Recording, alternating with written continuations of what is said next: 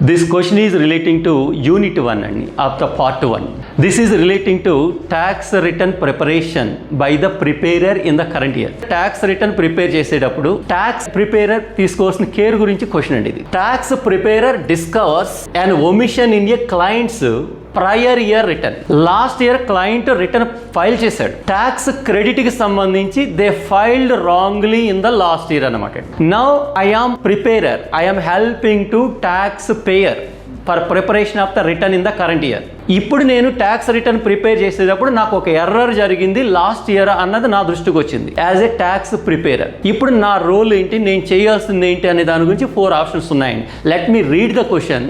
A tax preparer discovers an omission in the client's prior year return related to tax credit. What should the preparer do in the current year? A.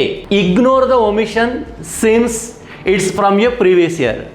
Last year ఎప్పుడో జరిగిన error ఇప్పుడు నాకు సంబంధం ఏంటని ignore చేసి వెళ్ళిపోవచ్చా tax preparer. Second one, file an amended return without notifying the client. క్లయింట్కి last year జరిగిన ఎర్రర్ విషయం చెప్పకుండా ప్రిపేరరే ఓన్గా డెసిషన్ తీసుకుని దాన్ని అమెండ్ చేసి అడ్జస్ట్ చేసేయచ్చా అన్నది B point. C, promptly inform the client of the omission and its potential impact. Last year జరిగిన తప్పు మ్యాటరు క్లయింట్కి క్లియర్గా, ట్యాక్స్ పేరుకి క్లియర్గా ఆ తప్పు ఏంటో చెప్పి ఆ తప్పుని కరెక్ట్ చెయ్యకపోతే వచ్చే లీగల్ కాన్సిక్వెన్స్ ఏంటో చెప్పాలా అన్నది C point. Now coming to D, report the omission to the IRS directly.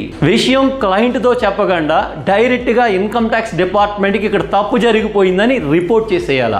What tax preparer has to do in this scenario? So answer is C. It is the responsibility of the preparer promptly inform the client about the omission and its legal compliance and complications of the error.